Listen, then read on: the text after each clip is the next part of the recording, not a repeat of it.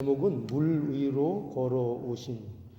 누가 물 위로 걸어오셨는가 하면은 예수님이 물 위로 걸어오셨습니다. 우리가 이 내용을 볼 때 가장 먼저 생각해야 될 것이 무엇인가 하면 왜 예수님이 이렇게 하셨는가 하는 겁니다. 왜 예수님께서 물 위로 걸어오셔서 그 풍랑 속에 있는 제자들을 이렇게 안심케 하시고 또 그 배에 오르시고 하는 이런 이적, 또 물을 잔잔케 하시고 하는 이런 이적들을 왜 예수님께서 이제 행하셨는가, 왜 이렇게 하셨는가 하는 겁니다. 애초에 이 제자들에게 이런 풍랑을 만나게 하지 않으셔도 될 법한데, 그죠? 예수님께서 함께 동행을 처음부터 하시든지, 어차피 따라오실 거면 그러시든지 하면 될 텐데, 또 제자들을 따로 배로 먼저 보내시고, 또 풍랑도 만나게 하시고, 그리고 베드로도 빠뜨리시고, 그리고 베드로를 구원하시고 하는 이런 내용들을 이제 예수님께서 행하시는 것을 이제 오늘 우리가 보게 됩니다. 그런데 여기에는 분명한 목적이 있죠. 그 목적이 무엇일 것 같습니까? 왜 예수님이 이렇게 일을 하시는가 하면 우리가 너무나도 잘 알 수 있는 사실이겠지만 제자들로 하여금 자라나게 하는데 목적이 있습니다. 그러니까 예수님은 제자들에 대한 목적이 있으신 거예요. 우리가 앞에서는 오병이어의 이적을 보았죠. 그 오병이어의 이적의 대상들이 많은 무리였지만 특별히 그 일을 하는 데 있어서 제자들을 그 일에 참여를 시키셨어요. 그죠? 그래서 그 오병이어의 가장 큰 수혜자는 누구냐? 사실 무리도 은혜를 입은 사람이 많이 있었겠지만 제자들이 가장 큰 은혜의 수혜자다 하는 것을 우리가 좀 살펴보았습니다. 그런데 오늘 이 놀라운 사건, 예수님께서 물 위를 걸어오신 이 사건에도 이제 가장 중요한 내용이 뭐냐면 제자들을 향하여 예수님께서 이 일들을 행하셨다 하는 겁니다. 그래서 무엇을 목적하셨는가? 예수님께서는 제자들이 성장하기를 바라시는 겁니다. 자라나기를 원하시는 겁니다. 그런데 특별히 무엇에 대해서 자라나기를 원할까요? 제자들이 키가 작았나요? 조금 더 그들이 나이를 들기를 원하셨을까요? 그런 게 아니죠. 그런 게 아니라 뭐냐면은 그들이 자라나는데 그 자라난다는 것은 하나님을 더 알고, 그죠? 예수 그리스도가 누구신지를 알고, 그래서 하나님을 아는 일과 그리스도를 아는 일에 그들이 자라나도록 그렇게 원하셨던 겁니다. 그래서 오늘날도 마찬가지예요. 우리에게 하나님께서 원하시는 것이 뭐냐? 믿음이 성장하기를 원하시는 거예요.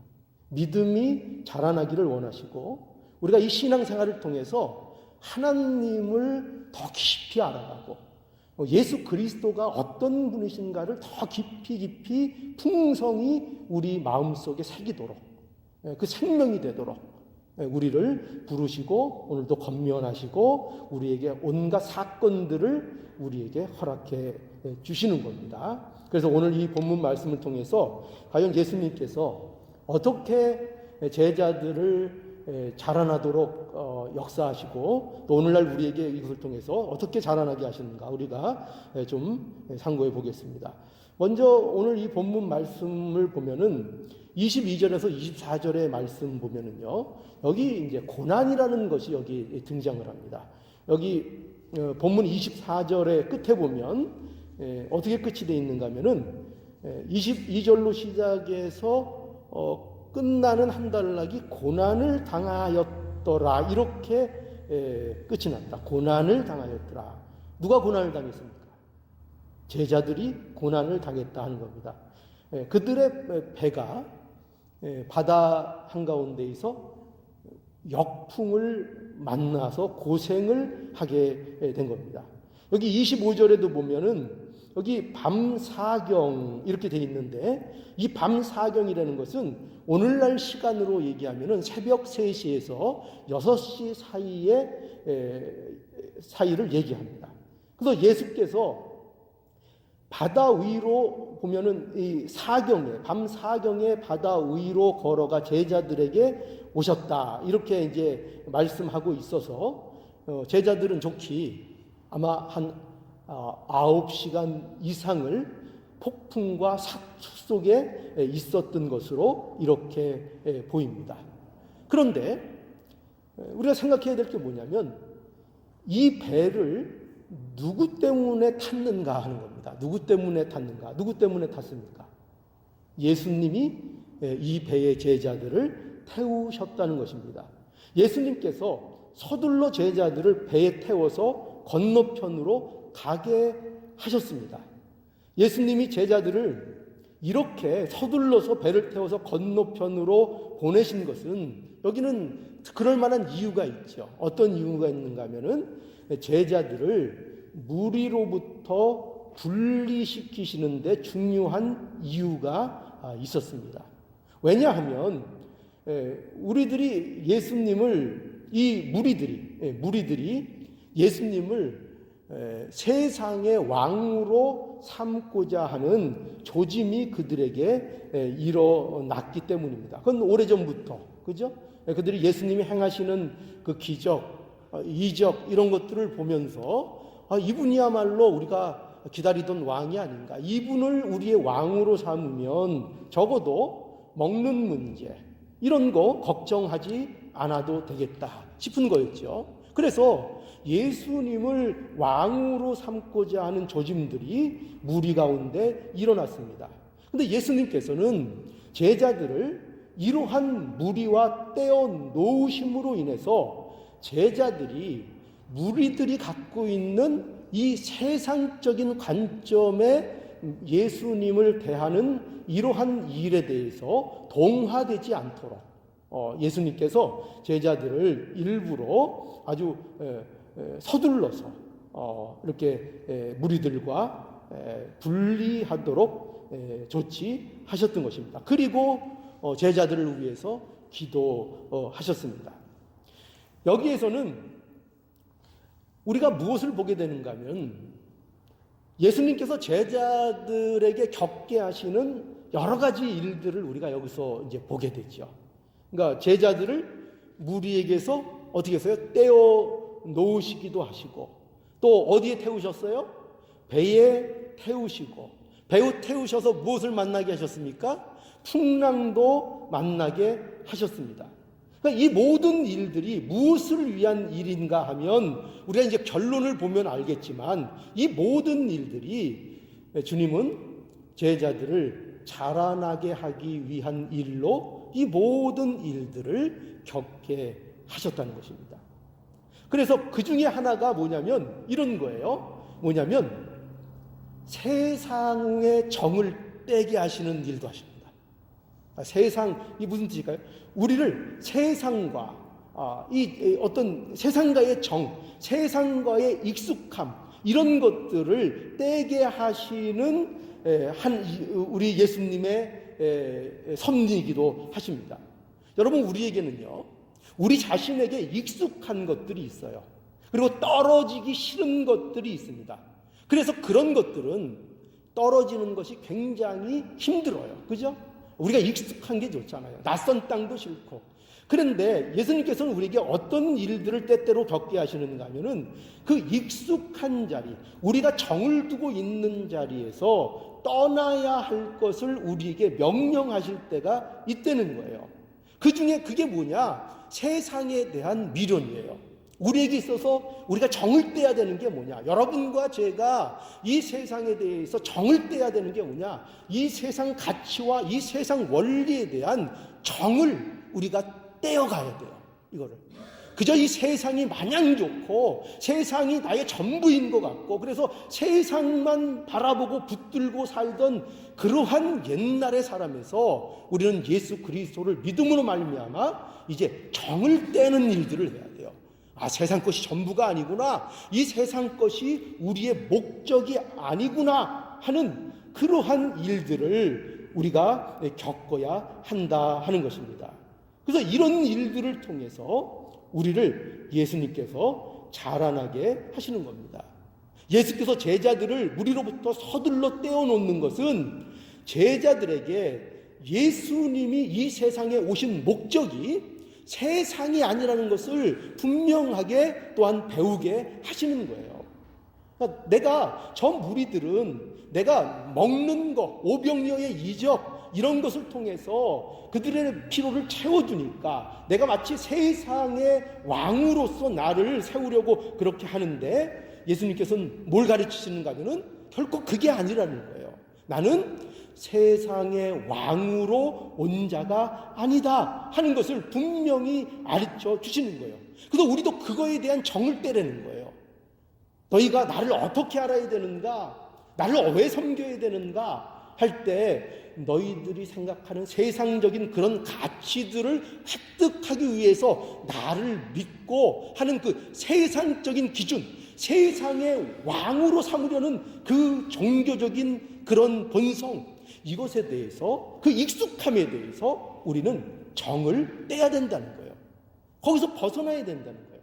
그거는 우리의 갈 길이 아니고 예수님께서 우리에게 오셔서 이루고자 하시는 일이 아니라는 것을 우리에게 분명히 알게 하시는 거예요. 이것을 알아야 우리가 자라나는 겁니다. 예수님이 왜 이 땅에 오셨는가? 그 목적이 무엇인가? 우리에게 복이 무엇인가? 이것을 우리가 바로 알 때에 우리가 자라나게 되는 것입니다. 예수님이 세상에 오신 것은 세상의 왕이 되기 위해서 예수님이 오신 거 아니라는 것, 이것을 분명히 우리가 알아야 합니다. 우리가 예수를 믿음으로 가지게 되는 풍요로움과 복은 결코 세상적인 것이 아니라는 것을 알아야 합니다. 주님은 이것을 우리에게 분명히 배우라고 말씀하는 거예요. 이것을 알라. 이것을 분명히 알아야 자라난다. 이것을 모르고는 늘 제자리 걸음을 걸을 수밖에 없다. 이것을 분명히 알라. 우리가 세상의 가치를 목적으로 삼던 일에서, 그래서 다시 한번 강조드립니다. 뭐를 떼요? 정을 떼세요. 뭐를 목적으로 삼았어요? 세상 부귀, 세상 목적, 세상 성공, 이거에 대한 정을 떼세요. 우리 예수 믿는 것은 결코 그런 데 목적을 두지 않습니다. 그렇기 때문에 여러분, 이 길은 결코 쉽지가 않아요. 굉장히 어려워요. 우리에게 얼마나 이 길이 어려운 길인지 모릅니다. 그래서 이 길을 순종하면 뭐가 올까요? 이 길을 순종했으니까 그러니까 그다음부터는 아주 대로가 열릴까요? 또 그렇지도 않아요.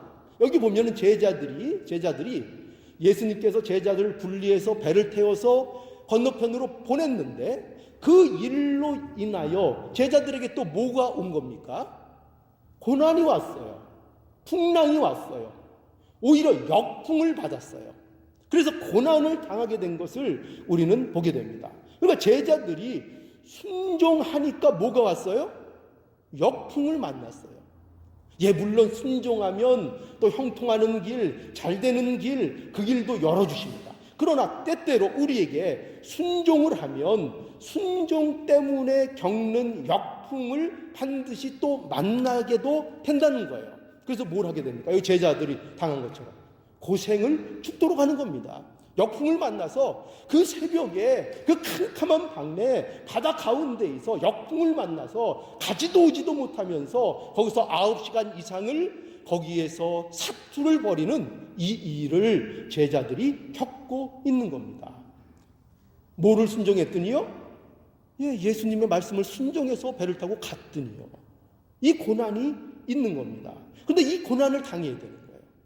이 고난을 통해서 어떻게 한다고요? 우리를 자라나게 하시고 우리가 하나님을 더 깊게 알게 하시고 우리가 예수 그리스도가 누구신지를 우리의 가슴 속에, 우리의 심령 속에 새기도록 하신다 하는 것입니다. 자, 그래서 이 고난이 우리에게 굉장히 유익인 거예요. 그래서 이 고난은 어떤 유익을 우리에게 주는가 하면요, 이 고난, 여러 가지 고난이 우리에게 옴을 통해서 우리의 믿음의 실력을 드러냅니다. 이 고난이요. 고난이 과연 우리에게 있어야 되는가? 예, 있어야 됩니다. 왜 있어야 되느냐? 그 고난이 우리에게 어떤 유익을 주는가 하면은 우리의 믿음의 실력을 그 고난이 드러냅니다. 여러분, 고난은요, 무엇과 같은가 하면은 마치 학생들이 치르는 시험과 같아요. 여러분, 시험을 보면은 뭐가 드러나죠? 그 학생의 실력이 드러나는 겁니다. 시험을 안 치고 있으면 얘가 공부를 했나 아나 모르나 이걸 모릅니다. 그런데 시험을 치러 보면은 얘가 어디까지 이해하고 알고 있는지를 알 수가 있고 그 학생의 실력이 드러나는 겁니다. 그래서 시험을 보고 자신이 가진 실력을 파악해야 됩니다. 파악하고 부족한 것이 있으면 무엇인지를 알고 그 부족한 것에 대해서 보완할 수 있어야 그 실력이 점점 늘어나는 거죠. 그렇죠? 그러니 시험이라는 것이 얼마나 사실은 유익된 건지 모릅니다. 학생들은 뭘 자주 봐야 돼요? 시험을 자주 봐야 돼요. 그래서 시험을 자주 보면 자주 볼수록 실력이 강제로도 늡니다. 우리 오후 예배 시간에 보면은 원로 목사님이 자꾸 여러분들에게 문제 내주시잖아요. 그거 왜 그렇게 내주시죠? 그래야 여러분들이 성경 한 줄이라도 보고 실력이 늘기 때문이에요. 자꾸 봐야 됩니다. 자꾸 보고 자기의 실력을 자꾸 확인해야 하는 것입니다. 이처럼 우리는 우리의 신앙이 자라나기 위해서는 먼저 무엇보다도 우리가 가지고 있는, 우리가 믿음이라고 내세우고 있는 그 믿음의 민낯을 들여다 볼 수 있어야 됩니다. 내가 가지고 내가 주장하고 있는 그 믿음이 과연 어떤 것인가, 그 믿음을 그대로 우리가 있는 그대로를 바라볼 수 있어야 됩니다. 그런데 그것이 언제 드러나요? 고난을 당할 때에 그 믿음의 실력이 드러난다는 거예요. 그래서 오늘 본문에 보면은 재밌어요. 오늘 본문에 보면은 그 역할을 잘 보여주는 인물이 누구예요? 그게 우리가 그렇게 좋아하는 베드로입니다.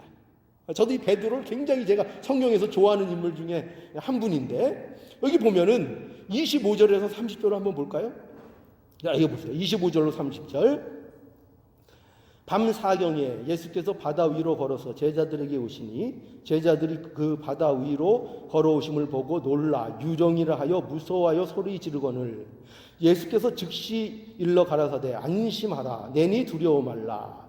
베드로가 대답하여 가로되, 여기 베드로 나오죠. 베드로가 대답하여 가로되 주여 만을 주시거든 나를 명하여 물 위로 오라 하소서 한데 오라 하시니 베드로가 배에서 내려 물 위로 걸어서 예수께 가되 바람을 보고 무서워 빠져가는지라 소리질러 가로되 주여 나를 구원하소서 하니.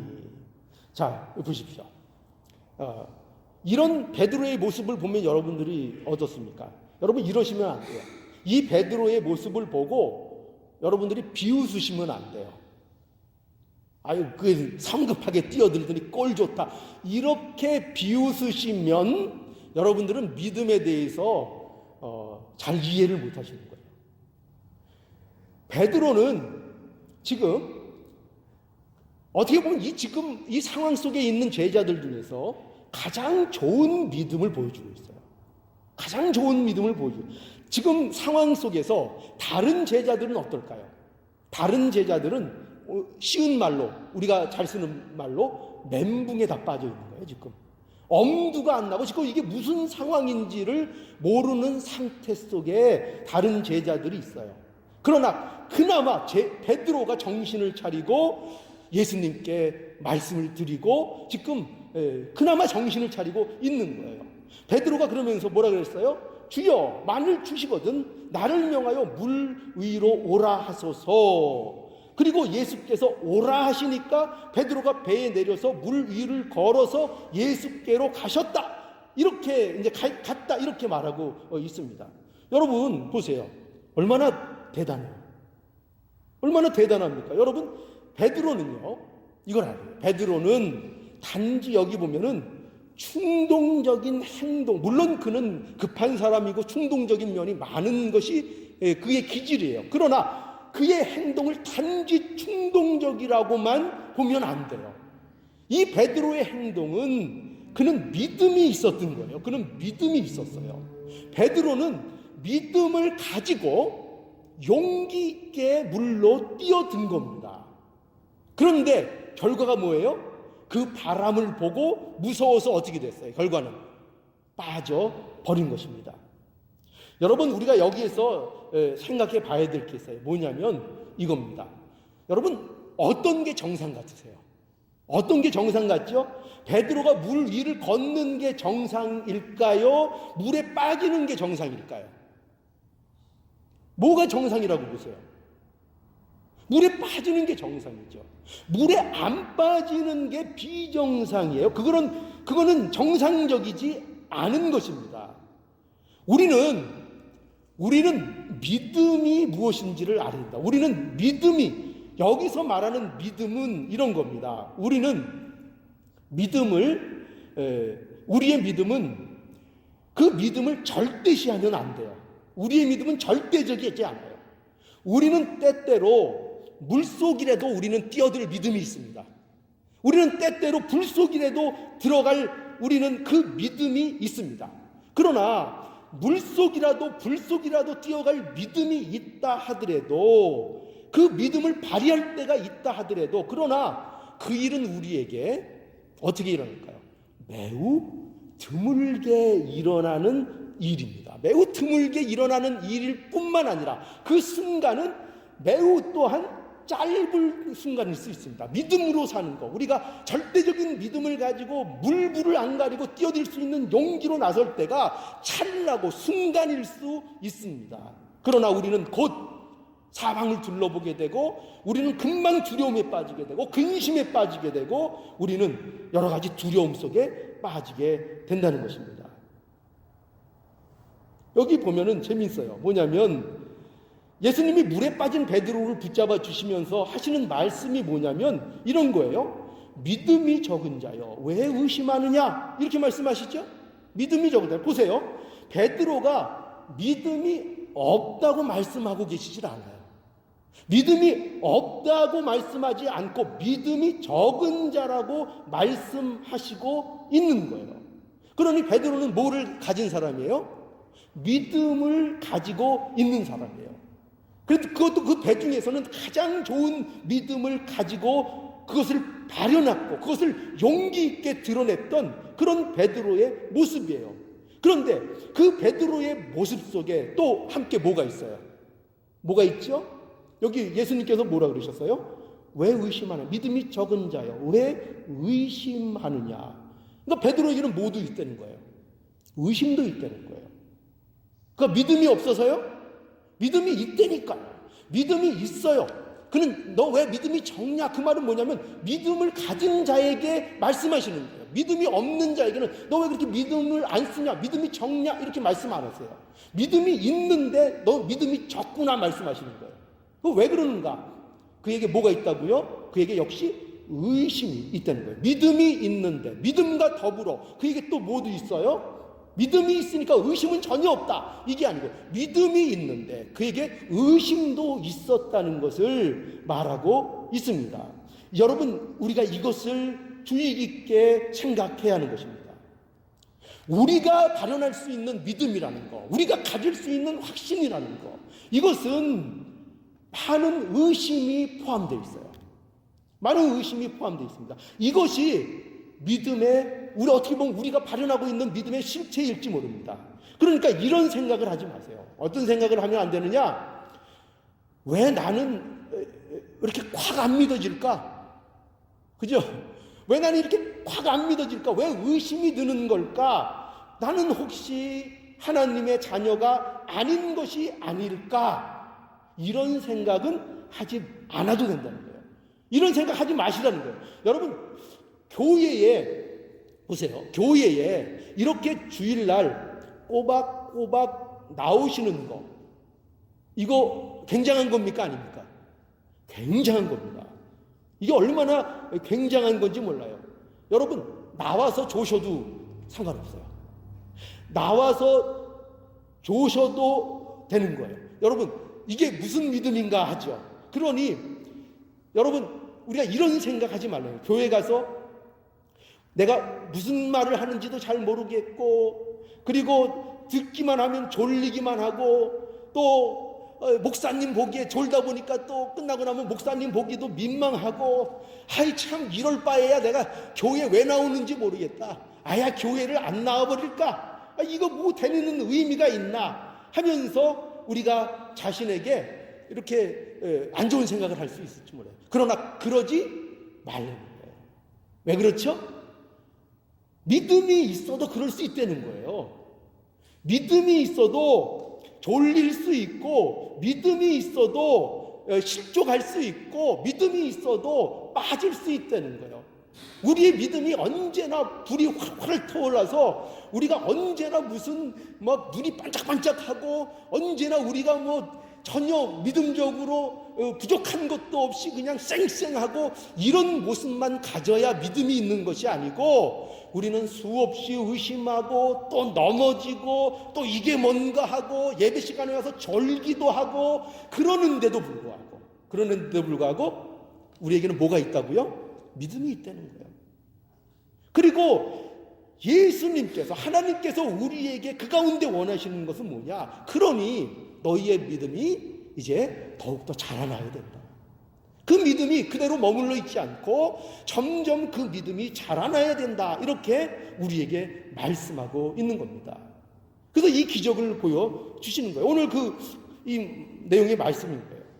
그래서 여러분, 우리는 이것을 알아야 됩니다. 뭐냐면, 우리를 구원하시는, 우리의 구원의 주체가 누구냐? 우리는 이 사실을 분명히 알아야 됩니다. 예수님이 우리를 구원하시는 겁니다. 누가요? 예수님이 우리를 구원하십니다. 결국 믿음이라는 것도 예수님을 바라보지 않으면 흔들리게 되는 것입니다. 우리가 자꾸 흔들리고 의심이 들고 하는 순간은 어떤 순간이냐? 예수 그리스도를 바라보는 일에 실패하기 때문인 것입니다. 우리는 믿음의 대상을 바로 알고 그 믿음의 대상인 예수 그리스도를 보아야 하는 것입니다. 우리를 구원하시는 분은 뭐라고요? 내 확신이 아니에요. 내가 구원을 받는 것은 내 확신이 아니에요. 누가 우리를 구원해요? 예수 그리스도가 우리를 구원하시는 겁니다. 우리는 믿음으로 구원받는다, 이런 말씀을 우리는 많이 듣습니다. 예, 맞습니다. 믿음으로 구원을 받습니다. 그러나 믿음으로 구원을 받는다는 것은 이런 뜻이 아니에요. 굉장히 중요해요. 믿음으로 구원을 받는다는 것은 믿음이 나의 구원받을 행위와 조건이 된다는 뜻이 아니에요. 그런 뜻의 믿음을 말씀하는 것이 아니고, 믿음으로 구원받는다는 것은 내 행위가 아닌 하나님의 행위, 하나님의 의로서 구원을 받는다 하는 것이 믿음으로 구원받는다는 거예요. 그러니까 내 행위가 아닌, 내 쪽에서 내어놓는 의가 아닌 하나님이 행하신 일, 하나님의 의, 예수 그리스도, 그분으로 인하여 구원받는다를 믿음으로 구원받는다라고 하는 거예요. 믿음으로. 결코 우리에게 요구하시는 믿음, 하나님의 자녀가 되는 그 믿음은 결코 우리의 행위로서의 믿음을 말하는 게 아니에요. 우리가 만들어낼 수 있는 믿음을 말하는 것이 아니에요. 오직 예수 그리스도만이 구원하십니다. 예수 그리스도만이 구원하시는 거예요. 우리가 누구 때문에 구원받아요? 예수 그리스도가 구원하는 거예요. 그러니까 엄밀히 따지면 내가 갖고 있는 확신이나 내 신념으로 구원을 받는 게 아니에요. 그것이 나를 구원하지 못해요. 구원은 누가 한다고요? 예수 그리스도. 그래서 우리가 믿음할 때 언제나 빠지면 안 되는 게 뭐죠? 예수를 믿는다고. 예수를. 그냥 믿음으로 되는 것이 아니라 예수를 믿어야 구원되는 거예요. 아무리 믿음을 잡고 있어도 구원이 없어요. 무슨 세상에 무슨 이단 교주니 무슨 신령한 사람이니 무슨 철학이니 돈이 어떤 것을 잡고 믿어도 구원이 없어요. 그 앞에 반드시 뭐가 있어야 돼요? 예수 그리스도. 예수 그리스도. 그걸 부정하면 다 이단이고 그것을 부정하면 다 지옥 멸망 속에 떨어지게 되는 겁니다.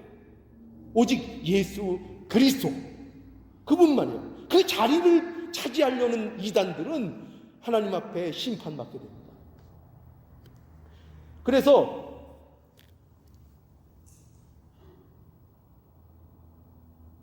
예수 그리스도께서 우리의 믿음의 대상이라는 것, 이것을 우리는 잊지 않아야 한다는 거예요.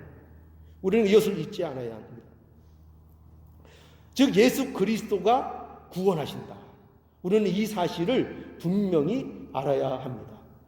베드로의 확신이 베드로를 구원하지 않고 예수 그리스도가 베드로를 구원하는 것입니다. 보십시오.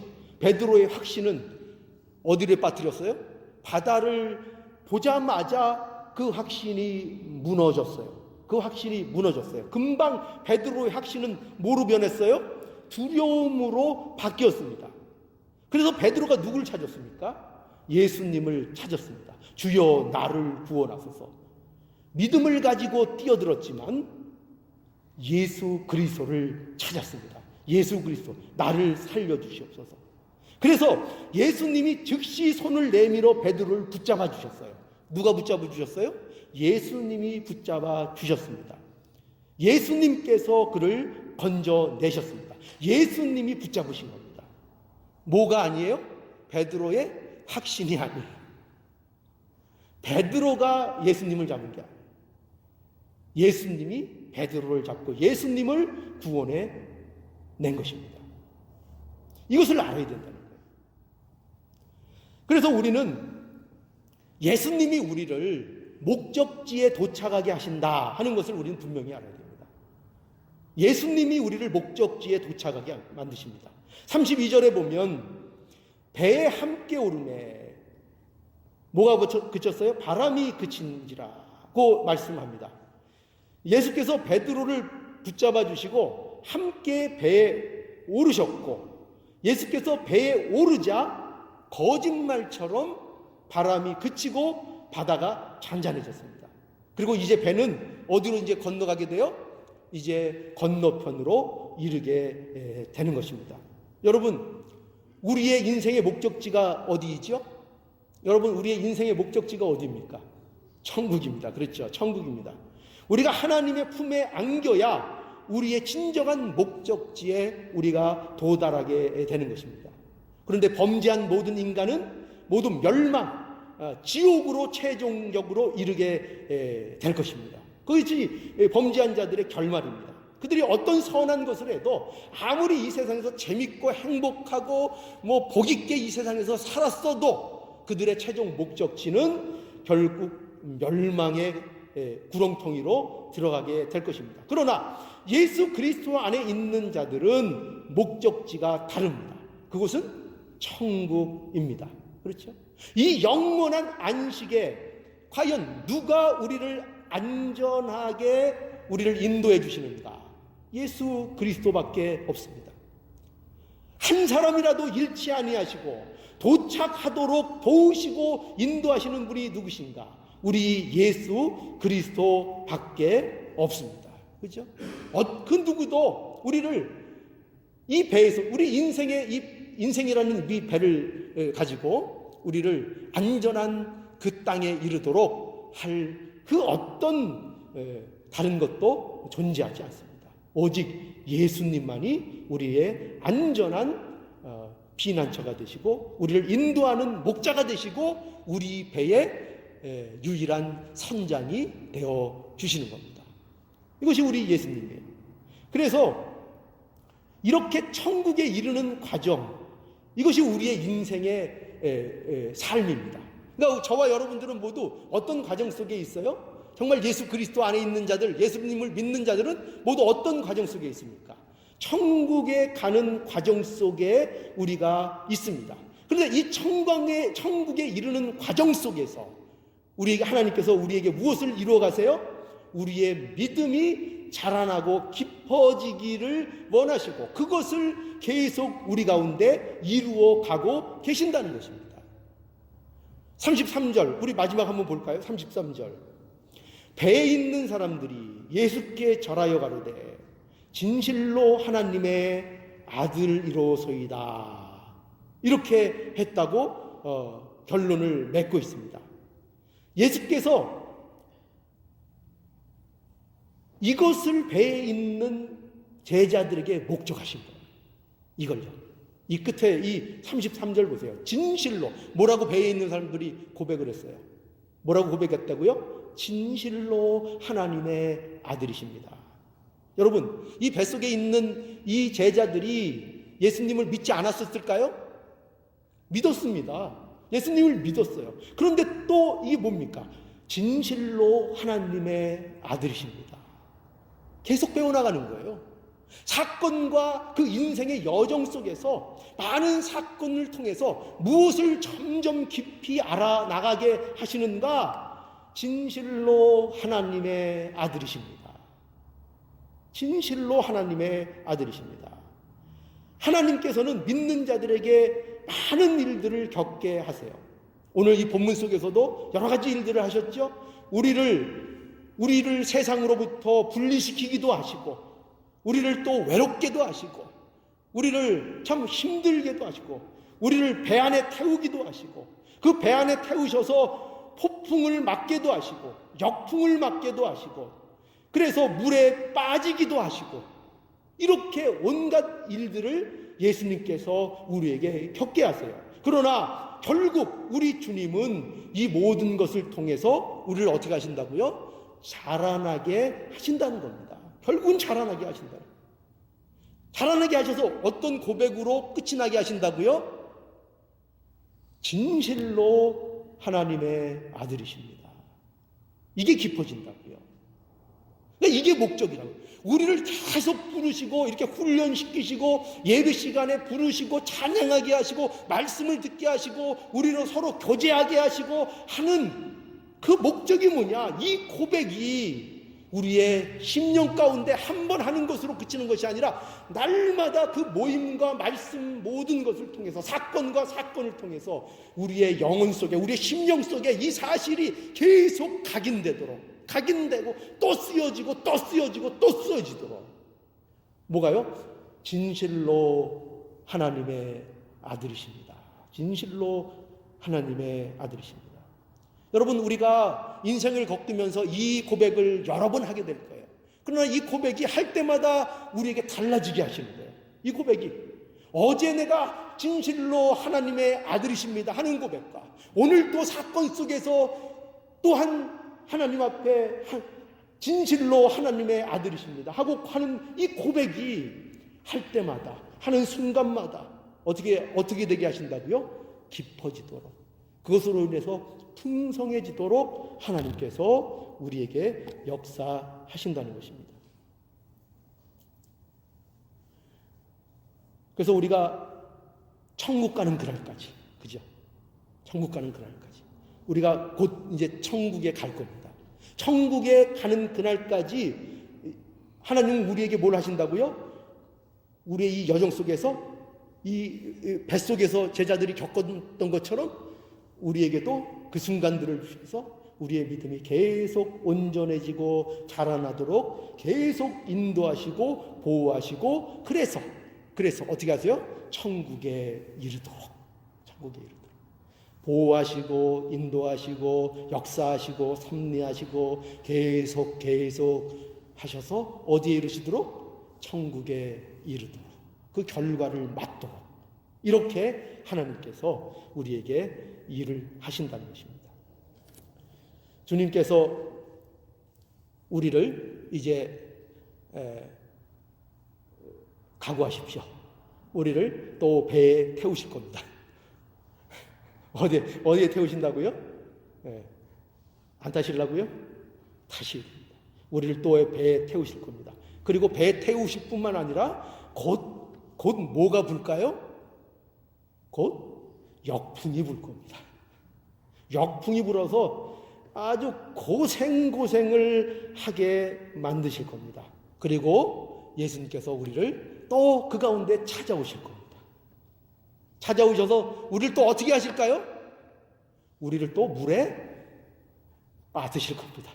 아주 결기 있게 믿음으로 나갔는데 물에 또 퐁당 빠지게 하실 겁니다. 그러면서 뭐만 바라보게 하신다고요? 아이고 예수님. 그래서 예수님이 손을 내미셔서 우리를 붙드는 그 경험을 하게 하실 겁니다.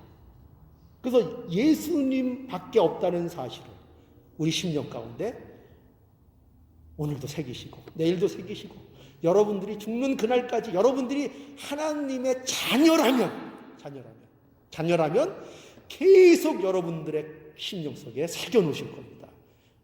이런 말씀 여러분 싫어하시죠?